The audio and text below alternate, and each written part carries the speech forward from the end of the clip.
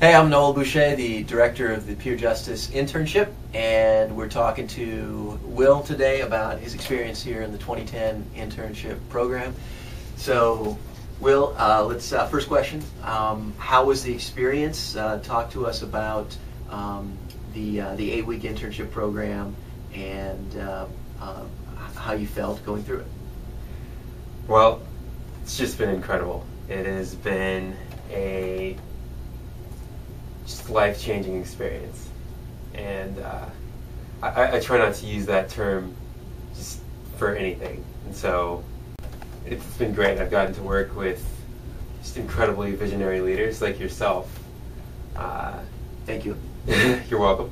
But yeah, just gotten to work with incredible people and just work on movement building, and that is a huge draw. To work on something that is making a difference, that's trying to change the world. It's just incredible, and so it's more fulfilling than just doing some job on campus. So I'm curious, what were surprises you had? Now that we're at the end of the internship, we're in the last couple of days here, week 8. What surprised you about the experience? What exceeded your expectations from the expectations you had when you were coming in, beginning the internship? Well, just like what you guys did for us. I know, like me personally, I was really struck by how you guys gave me an office. It's crazy. I've never had my own office before, and I have a nameplate on the door. It's just crazy. And a window. Yeah, I have a window too. A chair and a desk. Yes. Even a phone. Yes, my own phone too. Gotten some incredible experiences.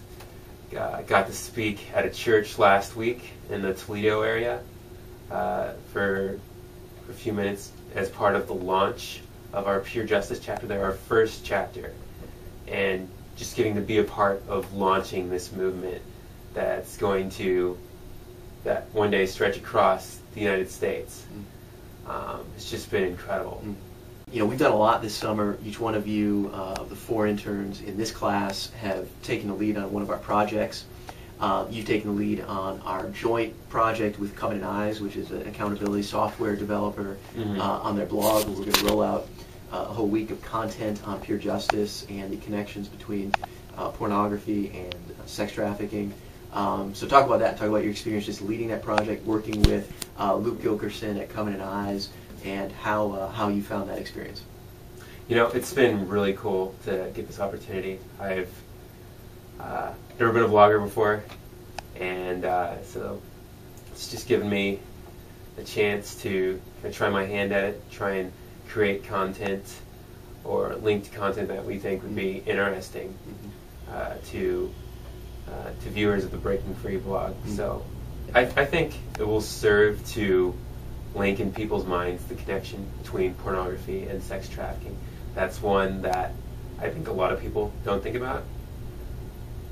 It's kind of just a paradigm shift for me, because you kind of think of sex trafficking as some issue of justice over here, and then pornography, well, that's more of like a personal issue. It's bad, but it's not so much. You've really been a strong voice on that, of just how that conversation is not happening, especially on college campuses. Because we think of pornography as it's a First Amendment issue. It's just harmless content.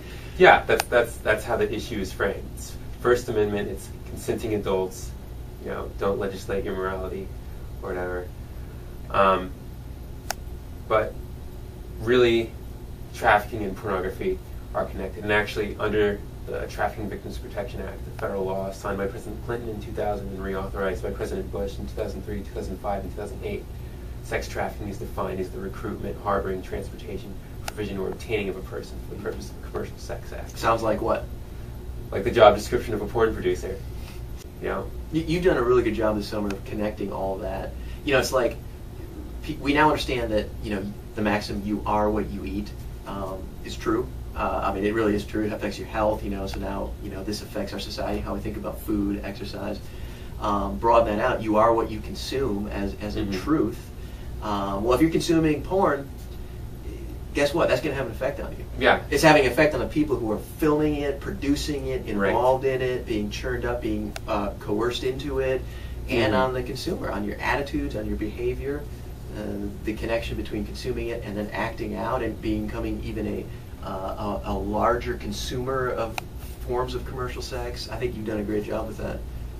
Another thing that I've learned is what it means to be a man of God. And part of it is just recognizing how what we say and what we do and what we consume, how that serves to create a culture that objectifies and commodifies women and children. And part of being a man of God is leading and setting boundaries in our relationships, working to create a culture of accountability in our lives instead of a culture of anonymity in our internet viewing. That's right. Good stuff. Real good. Pleasure working with you and talking to you. I'm Noel Bouché, and I've been talking to William Payne, and I'm holding an empty cup of coffee.